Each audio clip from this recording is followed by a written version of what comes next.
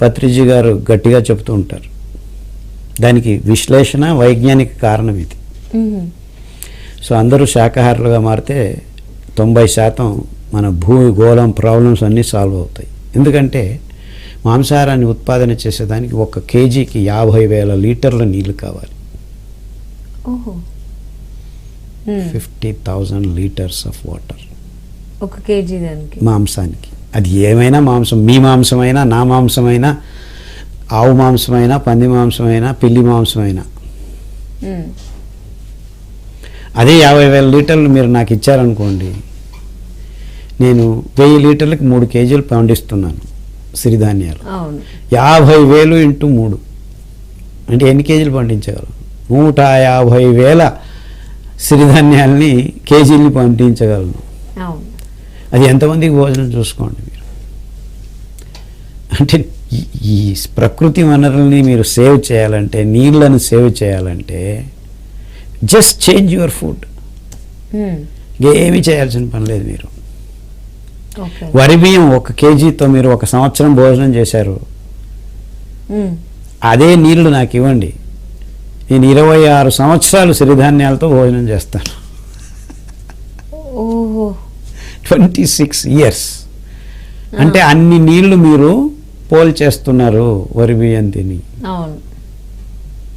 That is the equation. So భూమికి మంచిది, మీ ఆరోగ్యానికి మంచిది, సో పుడమి తల్లికి మంచిది. నిజంగా మీరు మన పాడైన మన్నుని సేవ్ సాయిల్ అని అందరూ ఓన్ మాట్లాడుతున్నారు. మీరు నిజంగా సాయిల్ని సేవ్ చేయాలంటే వరి బియ్యం తినడం ఆపు చేయండి, గోధుమలు తినడం ఆపు చేయండి, చక్కెర తినడం ఆపు చేయండి, కాఫీ తాగటం ఆపు చేయండి. That's as simple as that. దేశీయాహారం అంటే ఇన్ని విషయాలు అందులో ఉన్నాయి. ప్రకృతిని చూసుకోవచ్చు, మీ ఆరోగ్యాన్ని చూసుకోవచ్చు, పర్యావరణాన్ని కాపాడుకోవచ్చు, ఇంకా ఒక అడుగు ముందుకు వేసి భవిష్యత్తునే సుందరంగా మలుచుకోవచ్చు. వచ్చే తరాలు ఆరోగ్యంగా ఉండాలంటే మనం అందరం ఈ ఆహారం వైపు మొగ్గు చూపితే, అంటే జీవరాశుల్ని కూడాను మనం రక్షించుకోవచ్చు.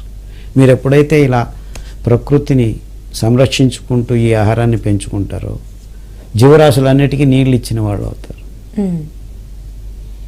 నదుల మీద ఈ డ్యాములను తీసేయచ్చు మనం, అవసరం లేదు. Why do you need all this? ఆ అడవుల్ని నాశనం చేయటం, అందులో ఉన్న వన్యమృగాల్ని పూర్తిగా చంపేస్తున్నాం. ఇన్ఫ్యాక్ట్ ఆ చిరుతలు, పులులు ఇళ్లలోకి వస్తున్నాయి. ఇప్పుడు వాళ్ళకి అడవులు లేకుంటే ఏం చేస్తాయి వన్యమృగాలు? సో అడవులను అడవులుగా ఉంచాలంటే మనం చెట్లను బాగా పెంచుకోవాలి. కానీ మనకు భోజనం కావాలి, మనం అడవులను నరికి భోజనం తెచ్చుకుంటున్నాం. అడవుల్ని పెంచి మనం భోజనం చేసుకోవాలి. ఇంతే, అదే దేశీ పద్ధతి.